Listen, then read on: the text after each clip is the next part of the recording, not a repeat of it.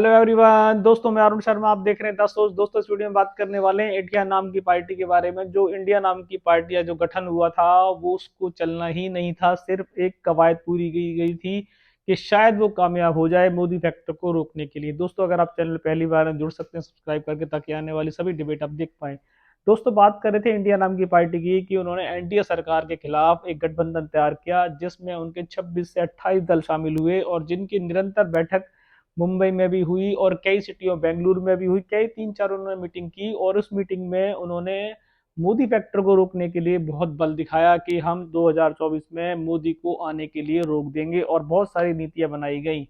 उन्होंने ये कहा कि आने वाले समय में हम सीटों के फॉर्मूले पे वर्क करेंगे, और उस वर्क के बाद हम एक आगामी एक मिलजुल कर एक रैली भी चारों अपने जितने भी हमारे प्रदेश सब में रैली करेंगे, और शायद पूरी तरीके से कामयाब होंगे। पर जब 3 बैठकें इनकी लगातार हुई और जब चुनाव का समय 5 राज्यों में आया, तो उस टाइम इंडिया नाम के गठबंधन में देखा जाए तो खींचतान शुरू हो गई, जिसका पहले से ही आगाज लगाया जा रहा था।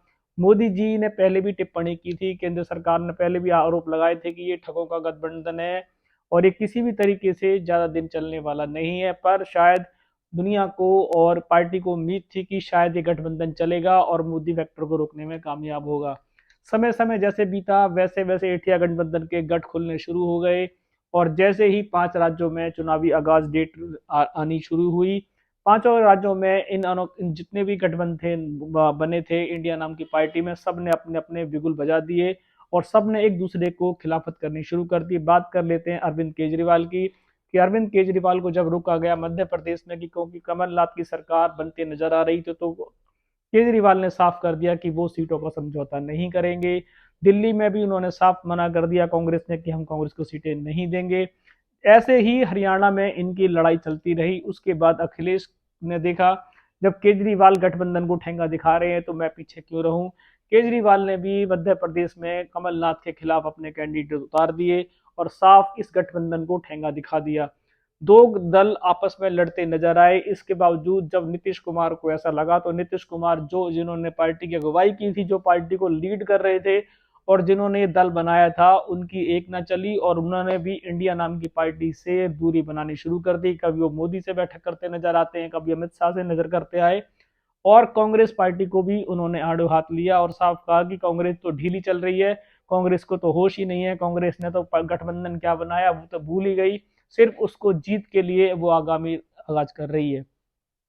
इस पे मोदी जी ने चुटकी ली और बीजेपी सरकार ने इनको अड़े हाथों लिया और जमकर भड़ास निकाली कि हमने जनता से पहले ही कहा था कि 2024 तक ये गठबंधन जो ठगों का दल है, ये अपने आप ही टूट जाएगा, जिसको किसी की जरूरत नहीं पड़ेगी। और बल्कि उनकी भविष्यवाणी एक तरीके से सटीक साबित हुई, और चुनावी आगाज आते ही अखिलेश ने अपने अलग सुर दिखाए, कमलनाथ कांग्रेस पार्टी ने अलग सुर दिखाए, केजरीवाल ने अलग सुर दिखाए, और इस तरीके से बीजेपी को कोई फर्क नहीं पड़ा इंडिया नाम की पार्टी का दल बनता है या बिगड़ता है। 2024 तो बहुत दूर की बात है, 2023 में ही ये गठबंधन गठ के खल सारा खुल के बाहर आ गया। अब रहा शरद पवार का जब मुंबई में आगाज होगा, तो शायद वो भी इनसे दूरी बना लेंगे। फारूक अब्दुल्ला और अमरुदुल्ला ने भी इस इंडिया गठबंधन पे काफी अपने विचार रखे। उन्होंने कहा कि जिस तरीके से गठबंधन आगे की तरफ बढ़ रहा था, और इन्होंने चुनाव की डेट देखते ही अपने गठबंधन को इन्होंने पीछे छोड़ दिया, और कोई इस गठबंधन का अब मुद्दा रह नहीं गया और कुछ गठबंधन की कोई वैल्यू रह नहीं जाती।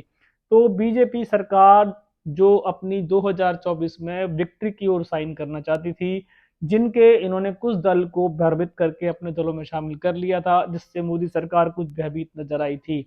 पर जब इंडिया नाम की पार्टी का गठन गठन गठबंधन खुलने शुरू हो गए, तो इस पर अमित शाह और मोदी जी ने चुटकी ली, और वो दोबारा से देखा जाए तो उनको विक्ट्री साइन होने के लिए संकेत नजर आने लगे।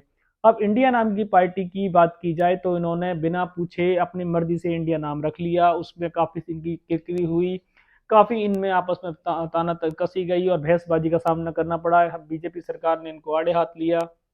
फिर भी इनका गठबंधन कुछ दिन चला और इन्होंने 2-3 बैठकें की। उस बैठकों में इन्होंने बड़ी तजब्बो दी कि हम पब्लिक को ये कर देंगे, हम पब्लिक को मोदी जी के राज से बचा लेंगे। पर ये खुद अपने सीटों के बंटवारे के चक्कर में इन्होंने पार्टी का बेड़ा गर्क करके रख दिया।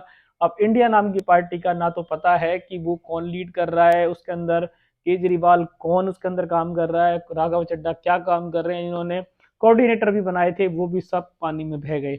दोस्तों फिलहाल इंडिया नाम की पार्टी का जो गठबंधन बना था मोदी फैक्टर को रोकने के लिए, वो किसी भी तरीके से संपूर्ण नहीं कहा जा सकता। अभी तो 2023 के 5 राज्यों के चुनाव में इस गठबंधन की सारी गांठें खुल गई और किसी भी तरीके से इनमें एकता के सुर देखे नहीं जा सकते। मध्य प्रदेश, छत्तीसगढ़ और राजस्थान में इनमें आपस में घमासान मचा हुआ है। मोदी फैक्टर के बजाय इन्होंने अपने अपने जबरदस्ती कैंडिडेट उतार दिए। उससे कांग्रेस पार्टी जो सबसे बड़ी पार्टी है इसमें, उससे सबसे ज्यादा नुकसान कांग्रेस पार्टी को होगा। पर किसी भी तरीके से ये कांग्रेस को सपोर्ट करते नजर नहीं आ रहे। आगामी यूपी में भी अखिलेश ने साफ मना कर दिया कि हम उनको 10 या 5 सीट देंगे अगर वो गठबंधन में रहते हैं या नहीं रहते। 65 सीटों पे अखिलेश खुद लड़ना चाहते हैं। उन्होंने इंडिया नाम की पार्टी को आंखें दिखा दी हैं।